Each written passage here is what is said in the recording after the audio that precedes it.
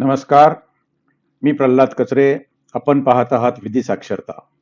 यापूर्वी आपण दोन व्हिडिओज, एक 11 नंबरचा व्हिडिओ जो सुप्रीम कोर्टाचा निर्णय 2005च्या हिंदू वारसा दुरुस्ती अधिनियमाच्या संदर्भात आला तेव्हा आपण केला होता, आणि मुलाप्रमाणेच मुलींना देखील वडिलांच्या वडिलार्जित संपत्तीमध्ये समान हिस्सा राहील असा जो एक ऐतिहासिक निर्णय दिला होता त्याची आपण चर्चा केली होती. त्यानंतर आपण मृत मुलींचे वारसांचे हक्क काय आहेत या बाबतीत 29 नंबरचा व्हिडिओ केला होता.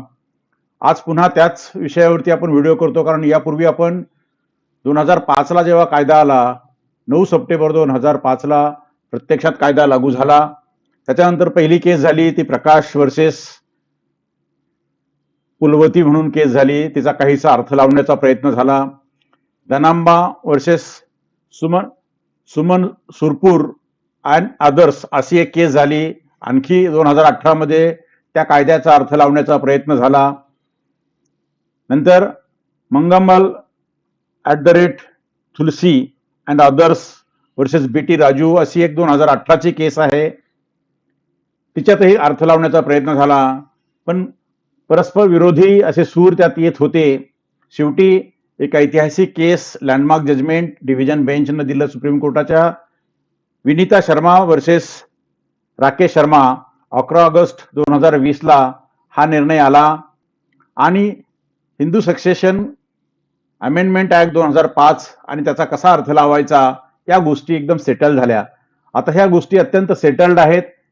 याच विनीता शर्मा वर्सेस राकेश शर्मा या केसमध्येच अनेक गोष्टी अत्यंत स्पष्ट केल्या होत्या. तरीही या कायद्याच्या निमित्ताने आणि या जजमेंटच्या निमित्ताने एकूण आपल्या देशामध्ये जे पार्टिशन होतं हिंदू प्रॉपर्टीचं, हिंदू जॉईंट प्रॉपर्टी ज्याला म्हणतो, त्याचं जे पार्टिशन होतं, वाटप होतं, त्याचा पहिल्यांदा अर्थ या सबस्टिट्यूटेड सेक्शन 6 मध्ये 2005च्या कायद्यानं एक्सप्लेनेशनच्या रूपानं कायदे मंडळानं स्पष्ट केलेला आहे. पण तो कसा समजायचा हा खरा इश्यू होता. त्याच्याविषयी विनीता शर्मा या केसमध्ये बऱ्यापैकी स्पष्टता आली होती. पण तरी देखील एक केस जुनी प्रलंबित होती, तिचा निकाल अलीकडच लागला. ही परवा डिसाईड झालेली केस आहे. केसचं नाव आहे प्रसन्ता कुमार साहू वर्सेस चारुलता साहू. ही बहीण भावाची केस आहे. प्रसन्ता हे बंधू आहेत आणि चारुलता ह्या त्यांच्या भगिनी आहेत. 40 वर्ष 45 वर्ष केस चाललेली आहे. सिव्हिल कोर्टापासून तर डिस्ट्रिक्ट कोर्टापर्यंत, डिस्ट्रिक्ट कोर्टापासून तर सिंगल जज हायकोर्टापर्यंत, हायकोर्टा डिव्हिजन बेंच, मग परत patent appeal, letter of patent appeal, त्याच्यानंतर पुन्हा डिव्हिजन बेंच, पुन्हा अपील, आणि शेवटी हायकोर्टामध्ये आणि सुप्रीम कोर्टामध्ये, आणि शेवटी सुप्रीम कोर्टाचा 40 वर्षानंतरचा हा निर्णय आज आपण चर्चा करणार आहोत. आणि या निमित्ताने 2005च्या कायद्याने जे 6 सेक्शन सबस्टिट्यूट केला हिंदू सक्सेशन ऍक्टचा, त्याच्या एक्सप्लेनेशन मध्ये पार्टिशन म्हणजे काय समजायचं असा त्याचा अर्थ आहे. त्याचं कारण की या कायद्याने तर स्पष्ट केलेल्या गोष्टी आहेत. कायदा हा 9 सप्टेंबरला लागू झाला. 9 सप्टेंबर 2005ला लागू झाला, आणि त्या कायद्यामध्ये महिलांना म्हणजे मुलांच्या इतकाच हिस्सा निर्माण झाला. तो जन्मानं निर्माण झाला, पण तो ऍक्टिव्हेट कधी होणार? 9 सप्टेंबर 2005 पासून होणार. त्या दिवशी ज्या सहदायिक प्रॉपर्टीज असतील, ज्याला आपण कोपार्सनरी असतील, त्यांच्या संदर्भात तो आपल्याला स्पष्ट झाला. मात्र त्यांनी त्या ठिकाणी असं दिलं होतं की 20/12/2004 म्हणजे ज्या दिवशी राज्यसभेत हे बिल दाखल झालं त्या दिवशी किंवा त्याच्या आधी ज्याचं पार्टिशन झालेलं असेल, ज्याची विक्री झालेली असेल, असे प्रकरण रिओपन करता येत नव्हते. आता ही केस कशी आहे, ही केस आपण समजावून घेऊया. या केसमध्ये पूर्वपुरुषात ही उरिसा राज्यातली केस आहे. हे बघा, हदिबंधू नावाचे हे पूर्वपुरुष आहेत. त्यांना 4 मुलं होते. आता 4 मुलापैकी आपल्यासमोर जो वाद आहे तो कुमार या मुलाचा आहे. आणि कुमार जेव्हा मयत झाले तेव्हा त्यांना 3 वारस होते. त्यापैकी 2 मुली, एक चारुलता, एक शांतिलता आणि प्रफुल्ला. त्यापैकी प्रफुल्ला हा जो भाऊ आहे तो डिफेंडंट नंबर 1, शांतिलता हे डिफेंडंट नंबर 2, आणि ज्यांनी दाखल केला होता दावा, वाटपाचा दावा, ही चारुलता. म्हणजे कुमार जेव्हा मयत झाले तेव्हा हे 3 भावंड होते. या 2 भावंडापैकी चारुलता या मुलीनं भावाच्या विरुद्ध आणि बहिणीच्या विरुद्ध हा दावा दाखल केला आणि तिघांना 1/3 हिस्सानं जी काही संपूर्ण प्रॉपर्टी असेल तिचं वाटप करून द्यावं असं ती म्हटली. ही जी प्रॉपर्टी आहे 1969 साली कुमारांच्या वाट्याला आली होती. 69ला ते मयत झाले आणि त्याच्यानंतर अनेक दिवस चर्चेत गेले आणि शेवटी 1980 मध्ये हा दावा दाखल झाला. सिव्हिल कोर्टात वाटपाचा दावा 1980 साली दाखल झाला. 348/79 1980 प्रमाणे 1/3 स्वतःचा हिस्सा वडिलांच्या प्रॉपर्टीमध्ये आणि वडिलांच्या प्रॉपर्टीचं वर्णन या ठिकाणी शेड्यूल दिलेले आहेत. A to F असे 11 शेड्यूल्स या ठिकाणी दिलेले आहेत. या ठिकाणी आपल्याला दिसतील. हे पहा, ही जी प्रॉपर्टी आहे त्यांची निरनिराळ्या ठिकाणचे प्लॉट आहेत, बिल्टअप प्रॉपर्टी आहे, जमिनी आहेत, त्यांच्या ठेवी आहेत. हे सगळ्या प्रॉपर्टीत 1/3 हिस्सा मिळावा असं या चारुलतांनी मागणी केली. त्याच्यानंतर सिव्हिल कोर्टानं 30/12/86 रोजी, म्हणजे आता बघा 20/12/2005च्या आधी 30/12/86 म्हणजे खूप आधी सिव्हिल जजने एक प्रिलिमिनरी डिक्री केली. पहा आता इथे शब्द काय वापरला, प्रिलिमिनरी डिक्री. आणि त्या डिक्रीमध्ये जरी यांनी 1/3 मागितले होते तरी 1/3 न देता मुलीला त्यांनी 1/6 आणि भावाला त्याने 4/6 दिले. हे पहा इथे दिसते 4/6 आणि मुलीला जे आहे ते 1/6 हिस्सा मिळावा असं त्यांनी म्हटलेलं आहे. आता हे त्यांना मान्य झालं नाही, त्यामुळे ही केस वरच्या कोर्टात गेली.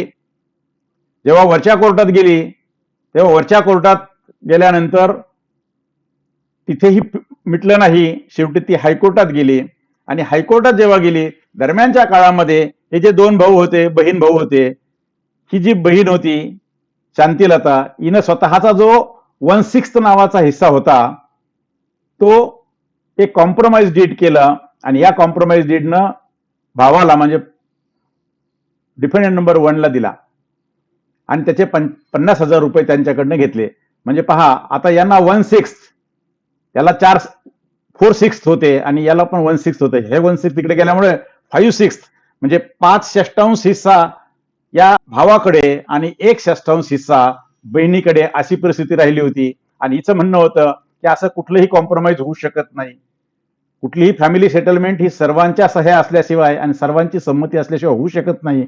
याला फॅमिली अरेंजमेंट म्हणताच येणार नाही. त्यामुळे तिने त्यालाही चॅलेंज केलं. म्हणजे ही जी 40 वर्ष लढलेली महिला आहे, ही भगिनी आहे, ही आज 85 वर्षाची आहे. आजपर्यंत ही सारखी 40 वर्ष स्वतःचा वेळ, ऊर्जा, पैसा घालून केवळ ज्याला आपण जेंडर इनइक्वॅलिटी प्रॉपर्टीच्या संदर्भात आहे, जी लैंगिक आधारित असमानता आहे मिळकतीची हक्क देण्याच्या बाबतीत, ती लढत होती. काल त्यांचा निकाल लागला आणि खऱ्या अर्थानं ती अशा समानतेच्या लढ्याची चॅम्पियन आहे असं आपल्याला म्हणता येईल. आता हे पहा, यांचं जे या ठिकाणी सेटलमेंट झालं, कॉम्प्रोमाइज डीड झालं, या कॉम्प्रोमाइज डीडला देखील त्यांनी हायकोर्टात चॅलेंज केलं. हायकोर्टाच्या सिंगल बेंचने ते मान्य केलं आणि त्याप्रमाणे डिक्री पुन्हा, म्हणजे ही जी प्रिलिमिनरी डिक्री होती ती पुन्हा रिव्हाइज करावी असं सांगितलं. प्रिलिमिनरी डिक्री सिव्हिल कोर्टानं पुन्हा एकदा रिव्हाइज केली 1991 मध्ये. आता ही डिक्री रिव्हाइज झाल्यानंतर पण ती अंतिम झाली नाही, आजही अंतिम झालेली नाहीये. म्हणजे आता वाटपाचा अर्थ काय तर सुप्रीम कोर्ट आपल्याला समजून सांगता येते पुढे. इथे मात्र लढा चालूच होता म्हणून त्यांनी पुन्हा डिव्हिजन बेंचकडे गेलं आणि डिव्हिजन बेंचने मात्र पुढे गेल्यानंतर पहा इथे division it appears from the material on record while first appeal referred, हे जे केलं होतं हायकोर्टाने मात्र त्यांनी सांगितलं की हे सेटलमेंट किंवा कुठलेही फॅमिली अरेंजमेंट किंवा कुठलेही कॉम्प्रोमाइज हे एका व्यक्तीला अंधारात ठेवून केलं जाऊ शकत नाही, त्यामुळे ते मान्य नाही. आणि शेवटी हा लढा असाच पुढे गेल्यानंतर आता जेव्हा हायकोर्टाच्या डिव्हिजन बेंचने सांगितलं की हा सेटलमेंटचा डॉक्युमेंट किंवा कॉम्प्रोमाइजचा डॉक्युमेंट हा योग्य नाही, तेव्हा ही केस आता सुप्रीम कोर्टात गेली. आणि सुप्रीम कोर्टामध्ये जेव्हा ही चर्चा सुरू झाली, दरम्यानच्या काळात खूप अपील झाली, खाली वर केस फिरत राहिली. 40 वर्षाचा चेकर्ड हिस्ट्री या केसला आहे. आणि ह्या केसच्या दरम्यान कधी इश्यू ओपन होत होता की यांना वडिलांनी गिफ्ट दिल्या, वडिलांनी यांच्या मुलींच्या नावावर देखील खरेदी करून दिल्या, काही प्रॉपर्टी ही वडिलांची सेल्फ अक्वायर्ड प्रॉपर्टी आहे, काही प्रॉपर्टी ही वडिलांची वडिलार्जित ज्याला आपण हेरिटेड प्रॉपर्टी आहे, असे सगळे मुद्दे उपस्थित केले.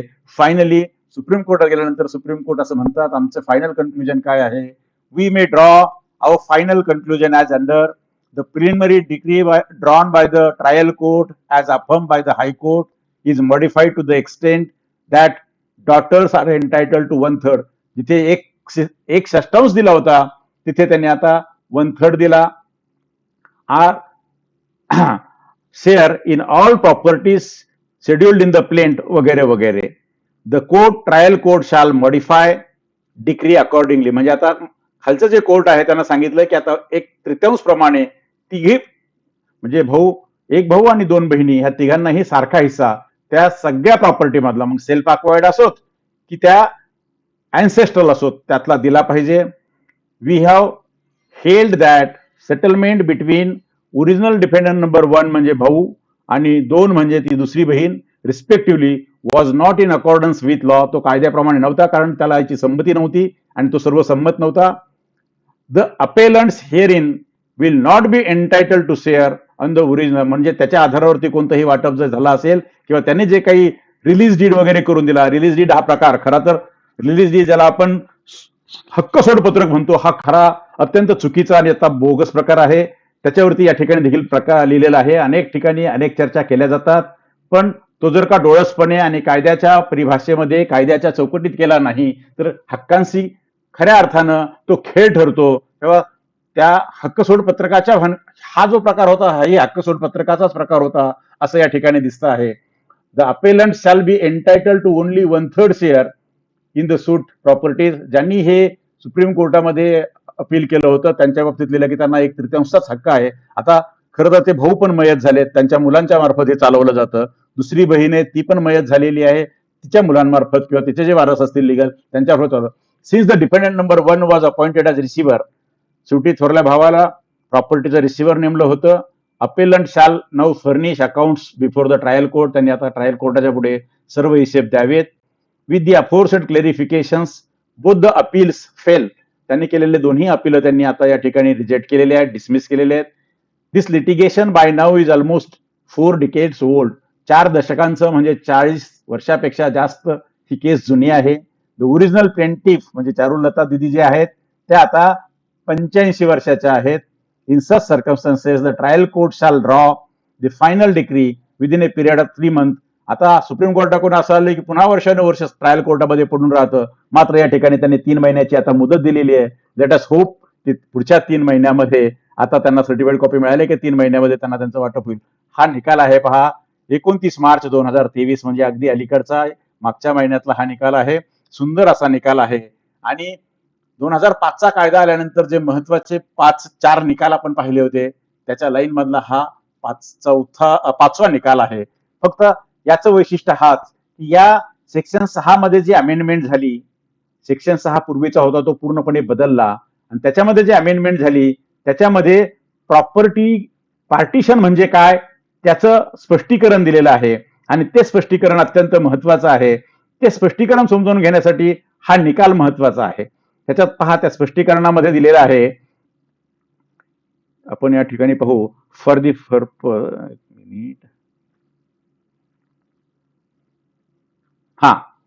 Purpose of this section partition means any partition by execution of a deed of partition duly registered under the registration act or partition effected by a decree of a court. म्हणजे 2 प्रकारचं जर partition असेल पूर्वीचं, म्हणजे 20 डिसेंबर 2004 पूर्वी partition झालं होतं त्यामुळे आता मुलीला हिस्सा देणार नाही असं कुणी फसवणुकीनं किंवा कायद्याच्या आणि विधिमंडळाच्या म्हणजे कायदेमंडळाच्या डोळ्यात धुळफेक करू नये म्हणून त्यांनी अत्यंत स्पष्ट अर्थ दिलेला आहे की 2020 डिसेंबर 2004 पूर्वी झालेलं वाटप हे तोंडी वाटप चालणार नाही, अनरजिस्टर्ड वाटप चालणार नाही. ओनली 2 प्रकारचं वाटप चालेल. एक जे सर्वांच्या सहमतीनं रजिस्टर पेपरवरती लिहिलं आणि सब रजिस्टरच्या समोर रजिस्टर केलं आणि त्याच्या फेरफार नोंदी झाल्या आणि त्या अनचॅलेंज्ड राहिल्या असं एक. दुसरं जे कोर्टाच्या आदेशानं वाटपानं म्हणजे ज्याला डिक्री किंवा अवॉर्ड म्हणतो किंवा ऑर्डर म्हणतो ते झालं. मग हे दोघांच्या पुढे असू शकेल, एक सिव्हिल कोर्टा पुढे असू शकेल, आणि महाराष्ट्राच्या बाबतीत पाहिलं तर महाराष्ट्र लँड रेव्हेन्यू कोड मध्ये सेक्शन 85 आहे. जर तहसीलदारांच्या पुढे गेलं तर ती देखील डिक्री म्हणून, ती देखील अवॉर्ड म्हणून, का सर्वसंमतीने केलेलं असेल तर ते आहे. आता मग बाकीची फॅमिली अरेंजमेंट चालणारच नाही का? ती जर बियॉन्ड डाऊट प्रूव्ह केली तरच चालेल, नाही तर नाही, अशा पद्धतीनं कोर्टानं या ठिकाणी अत्यंत स्पष्ट दिलेलं आहे. तेव्हा मतितार्थ काय?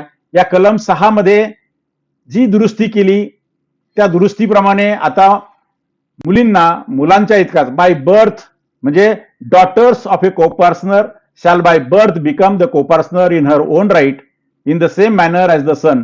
म्हणजे जसा मुलगा जितका हक्क घेतो तितकाच तो मुलगा असल्यासारखंच मानलं जाईल आणि त्या मुलीला देखील तेवढाच हक्क दिला जाईल. कधीपासून? Bye birth. म्हणजे असं नाहीये की 2005 ला कायदा आला म्हणून 2005 पासून. हो, तिचा बाय बर्थ कधीही जन्म झाला असेल तेव्हापासून, फक्त तो ऍक्टिव्हेट होईल 9 सप्टेंबर 2005 ला. म्हणजे जर 9 सप्टेंबर 2005 ला तशीच सहदायकी, ज्याला आपण कोपार्सनरी म्हणतो, ती जर अजूनही तशीच असेल, म्हणजे तिचं वाटप झालेलं नसेल, तिची विक्री झालेली नसेल आणि ती जॉईंट असेल, तर तो हक्क आपोआप तिचा ऑटोमेटेड पद्धतीनं या ठिकाणी ऍक्टिव्हेट होईल आणि त्यांना सारखाच मुलांसारखा हिस्सा नसेल. Have the same right in the coparcenary property. शब्द काय? कोपार्सनरी. ती जर का डिव्हायडेड झाली असेल तर मात्र नाही, पण ती डिव्हायडेड झाली असेल तर कशी डिव्हाइड व्हावी याचं देखील त्यांनी कंडिशन्स दिलेले आहेत. Property as she would have had if he had been a son. ती मुलगी जसे काय मुलगा होता असं समजून त्याचं वाटप होईल. Be subject to the same liabilities in respect of the set. जसं हक्क आहेत, अधिकार आहेत, तसंच कायद्याप्रमाणे त्या प्रॉपर्टीवरती, त्या जॉईंट प्रॉपर्टीच्या कॉपार्सनरीच्या बरोबर येणारे जे काही दायित्व आहेत, ते दायित्व म्हणजे त्याच्या लायबिलिटीज देखील त्या मुलाबरोबरच मुलीला देखील सारखेपणानंच त्या पार पाडाव्या लागतील, असा त्याचा अर्थ आहे. Provided that nothing content in this subsection shall affect or invalidate any disposition of alienation, including any partition or testamentary disposition of property which had taken place before. म्हणजे 20 डिसेंबर 2004. आता बघा, या केसमध्ये काय पाहिलं आपण?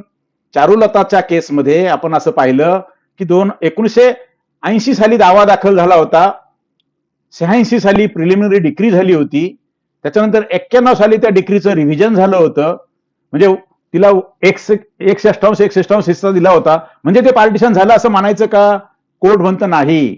जोपर्यंत फायनल डिक्री होत नाही, बाय मीट्स अँड बाउंड्स ती प्रॉपर्टी विभाजित केली जात नाही, त्याप्रमाणे रेकॉर्ड केलं जात नाही, त्याप्रमाणे फॅक्च्युअली प्रत्येकाला वेगवेगळा ताबा दिला जात नाही, त्याला आपण पार्टिशन झालं असं म्हणत नाही. तेव्हा 20 डिसेंबर 2004 पूर्वी या केसमध्ये प्रिलिमिनरी डिक्री झाली, रिवाइज प्रिलिमिनरी डिक्री झाली, पण फायनल डिक्री झाली नाही. मिड्स अँड बाउंड्सनी त्याचा ताबा दिला गेला नाही. त्यामुळं तिला देखील, आता बघा केस कधीची आहे? 69 ला वडील वारले, 80 पासून केस सुरू झाली, अजून केस संपली नाही.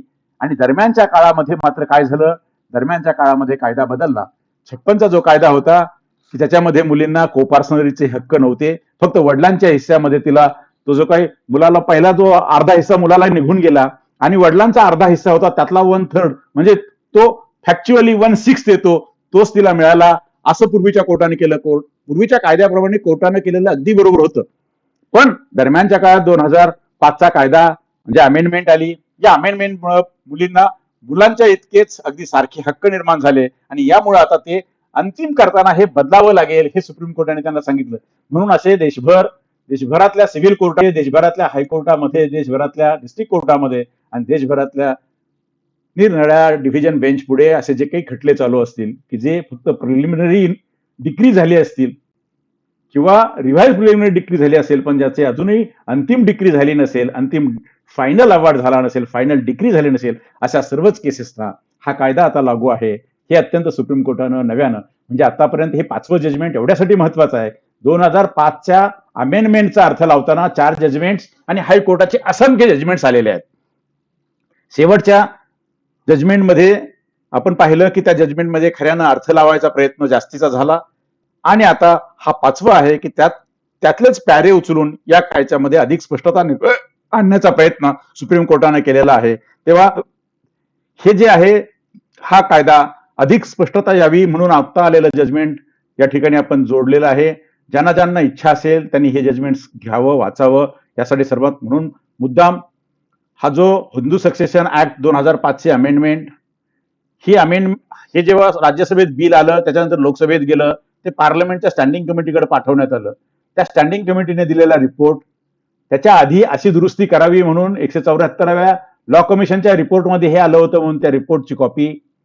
त्याच्यानंतर आजचा जो जजमेंट आहे ज्याच्याविषयी आपण चर्चा केली प्रसन्नता कुमार साहू वर्सेस चारुलता आणि त्याच्या आधी ज्याच्या केसच्या मुळे या संपूर्ण कायद्याच्या अर्थ लावण्याला स्पष्टता मिळाली ती विनीता शर्मा वर्सेस राकेश शर्मा. हे जे जजमेंट्स आहेत हे आपण जरूर वाचा. हे सर्व रेफरन्समध्ये डाउनलोड फोल्डरमध्ये मेंबर डाउनलोड फोल्डर जे असेल त्याच्यामध्ये असेल. ज्यांना हवा त्यांना ऍक्सेस मागावा, नसेल तर हे गुगल केलं तर हे सर्वचे सर्व रेफरन्सेस पब्लिक डोमेनमध्ये खुलेपणानं मोफत उपलब्ध आहेत. त्याच्यामुळं यासाठी फार धावपळ करण्याची आवश्यकता नाही. फक्त ज्यांना खूप शोधाशोध करायची नसेल एकच तिकीट यावे असेल त्यांनी तो ऍक्सेस मागायला हरकत नाही. एक सुंदर जजमेंट हे वाचलं पाहिजे. आणि अनेक ठिकाणी याच्यावरती दावे असतात, याच्याविषयी उलट सुलट चर्चा असते. अजूनही या कायद्याविषयी गोंधळ मिटलेला नाहीये. पण तो गोंधळ या 4-5 जजमेंट्सने विशेषतः विनीता शर्मा वर्सेस राकेश शर्मा आणि प्रसन्न कुमार ह्या 2 जजमेंट वाचले तरी हा जजमेंटच्या याच्या संदर्भातल्या शंका ज्या आहेत त्या पुरेशा नाहीशा होतील आणि आपल्याला अधिक चांगलेपणानं याकडे पाहता येईल. तेव्हा जर का आपल्याला हा व्हिडिओ आवडला असेल तर आपण नक्की लाईक करा, आपल्या मित्रपरिचितांना पाठवा, त्यांना सतत पाठवत राहा आणि शेजारची जे बेलचं बटन आहे त्या बेलच्या बटनवर जर आपण यापूर्वी सबस्क्राईब केलं तर सबस्क्राईब करा. आपल्या मित्रपरिचितांना देखील सबस्क्राईब करायला सांगा. अशाच माहितीपूर्ण व्हिडिओसह आपण लवकरच भेटूया. तोपर्यंत मी थांबतो. धन्यवाद.